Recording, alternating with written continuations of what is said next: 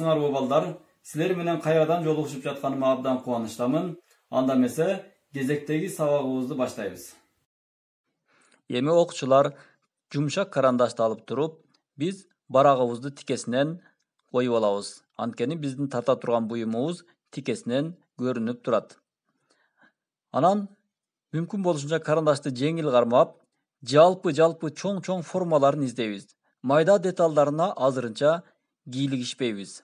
Анткени биз эң биринчи чоң нерселерин гана көрүшүбүз керек. Биз тартып аткан буюм бул көзгө тамчылата турган дарынын идиши болгондуктан, негизинен бул цилиндр сыяктуу формада келатат. Ар дайым ортоңко борбордук сызыкты жардамчы сызыкка эки жагын теңдештирип, цилиндрди тартып алгандан кийин эллипстерин дагы ар бир эллипстердин шашпай белгилеп тартып чыгабыз. Эллипсти тартканда силер билесиңер, бизге жакын жагын карараак беребиз дагы, бизден ырак, алысыраак турган жагын бозураак белгилеп коебуз. Анткени булар боеп аткан кезде кийин өчүрүлүп кетет. Ошон үчүн балдар үйдө көбүрөөк эллипстерди сызып, жаман барактарга колуңарды көп машыктырышыңар керек. Анткени бул биз үчүн абдан зарыл болгон көнүгүүлөр болуп саналат. Мынакей, азыр капкагынын учундагы эллипс кылып белгилеп алдык.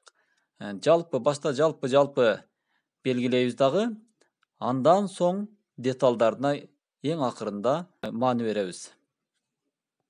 Эллипстерди тартып аткан кезде албетте эки чет жактары тегерек абалда бүтүш керек. Эч качан шуштугуй кыр болуп бүтүп калбаш керек.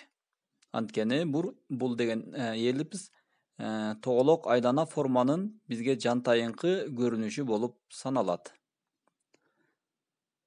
Бул сыяктуу эллипстерди көбүрөөк үйрөнө турган болсок, биздин турмушта тарта турган көптөгөн буюмдардын жеңил тартылуусуна себепчи болуп эсептелет. Эми мынакей биз учундагы өзгөчө бир деталдарына кире баштадык. Барган сайын чоңдон кичине нерсеге кирип кетишибиз керек. Бул сүрөт тартуунун эрежеси ушундай. Сүрөт тартуудан башка скульптура жасоодо дагы, живописте дагы ушул эле эреже колдонулат. Чоңдон кичинеге өтүп кетишибиз керек. Эми мынакей деталдап, азыр мына этикеткасы жабышып турган этикеткаларынын биз ордун таап алышыбыз керек.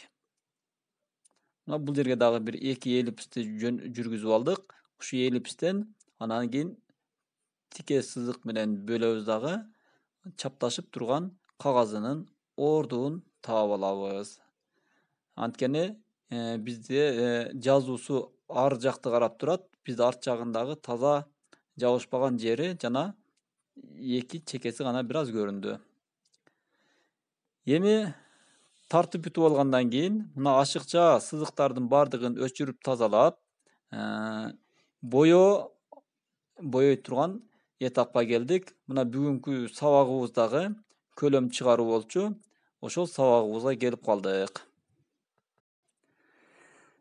Мынакей, боёй баштаганда эң биринчи эмне кылабыз? Жарык менен көлөкөнүн границасын же болбосо чек арасын белгилеп алышыбыз керек. Мынакей мен азыр биринчи бозураак кылып туруп, ак кара жарык менен көлөкөнүн чек арасын сызып белгилеп алдым. Ошонун негизинде боёй баштайбыз.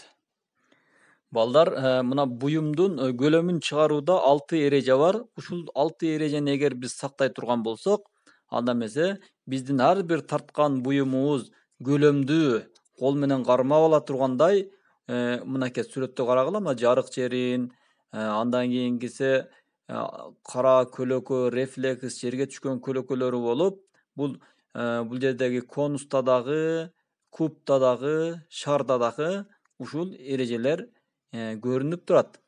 Буну сабакта биз дайыма өткөнбүз. Эми ошол сыяктуу азыркы мына тартып аткандагы мынакей эң жаркыраган биликтерин көрдүңөрбү? Мына ушул биликтерди калтырабыз дагы. Ушу билик эң жаркыраган жерин калтырып, андан кийин болсо ошол эң баягы биз белгилеп алган мына көлөкө менен экөөнүн ортосунда жарык менен көлөкөнүн оюнун ойнотушубуз керек. Же болбосо ак менен каранын ортосундагы сонун болгон бир бийлерин бийлетишибиз керек да, штрихтерди бийлетебиз. Ушул боеп аткан учурда биз ошо тартып аткан буюмдун формасына карап туруп, эгерде түз жерлер болсо ошол штрихибизди түз беришибиз керек. Эгерде элписке карап тегеренип кеткен, айланып кеткен жерлерин дагы ошол элпистин изин кубалап, тегерек кылып, кыйгыч абалда боейбуз. Мынакей азыр мен үстүндөгү деталдарын майдалап иштеп атам. Анткени мүмкүн болушунча тартып аткан сүрөтүбүздү тыкандык менен таза иштегенге аракет кылышыбыз керек. Силер кээ бир учурда кээ бир окуучулар тартып аткан сүрөттөрдүн чекелерин жыртып, же болбосо тырыштырып, кир кылып берет, өчүрүп атып тешип берет барактарды. Мына ошондой кылбастан канчалык таза тыкан иштесек, биздин тарткан сүрөттөрүбүз дагы көрүүчүлөргө ушундай жагымдуу маанай тартуулап, алардын дагы улам биздин сүрөтүбүздү көргөн сайын кайрадан көргүсү келип турушу керек. Мынакей жанагы биз сызып көргөзгөн мына жарык менен көлөкөнүн ошо чек арасын дагы да катуураак басым жасап, объемун чыгарып атабыз. Ушул объем чыгаруудагы 6 эреже бар дедик. Эң биринчиси блик. Блик деген бул буюмдун эң жаркыраган жери болуп эсептелет. Экинчиси жарык жери. Ошол бликтин айланасы жарык болуп эсептелет. Андан кийин үчүнчүсү жарым көлөкө. Жарым көлөкө бул көлөкө менен жарыктын ортосундагы билинбей өтүп кетип аткан аралыгы. Андан кийинкиси көлөкө. Көлөкөнүн аркасында рефлекс деген чагылып турган бир аз жарык болуп калат. Мына ушул рефлекс деген 5-эреже. 6-эрежебиз бул эң акырында буюмдун жерге түшүп турган көлөкөсү болуп эсептелет. Эгерде биз ушул эрежелердин бардыгын туура аткара турган болсок, биздин тарткан ар бир сүрөтүбүздүн көлөмү ушунчалык эң сонун чыгат, көргөн адам дагы аны кармап алгысы келгидей абалга келип калат.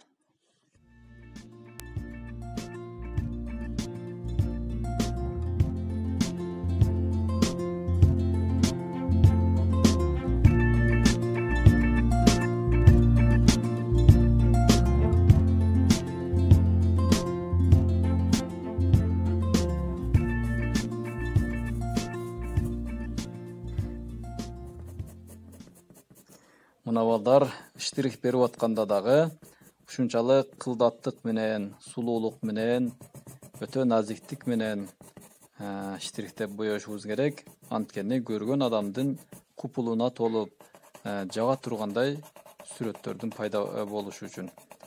Мына ушундай берип аткан штрихтерди бархатный штрих деп коет. Ушунчалык жумшак, назик болуп эсептелет. Биз ар дайым тартып аткан сүрөттө мына жарык менен көлөкөнүн чек аралары дайыма сакталып көрүнүп туруш керек. Ошол убакта биздин сүрөтүбүздүн көлөмдүү болуп көрүнүшүнө дагы чоң бир өбөлгө түзөт. Анан кийин дагы жарыктын түрлөрү боюнча да айтып койсок, эки түрдүү жарык болот. Бирөөсү естественный свет деп коебуз. Кадимки табигый жарык. Бул бөлмөнүн ичинде болсок, терезеден кирген же болбосо мешиктен кирген жарыктар. Эгерде биз натюрморт тартып аткан кезде ушундай жарыкта тарта турган болсок, анда эмесе мына жарык менен көлөкөнүн чек арасы мынчалык катуу билинбейт. Жерге түшкөн көлөкө дагы анчалык даана түшпөйт. Эгерде искусственный свет деп эгерде софит менен же болбосо лампочка аркылуу жарык бере турган болсок, анда эмесе жарык менен көлөкө абдан даана чагылышып түшөт дагы биз көлөмдү, объемду көрүүгө дагы оңоюраак бизге жардамчы болот. Ошон үчүн биз дайыма тартып атканда софитти коюп рисунокту тартканыбыз оң болот. Мына ошентип балдар, биз бүгүнкү сабагыбыздын аягына келип калдык. Бүгүнкү сабактан силер ушул буюмду чыгаруунун ошо 6 эрежеси жөнүндө жакшы маалымат алдыңар. Үйгө тапшырма ушундай кылып туруп оңоюраак болгон буюмдардан рисунок тартып мага жөнөтүп коесуңар. Көрүшкөнгө чейин сак саламатта болгула.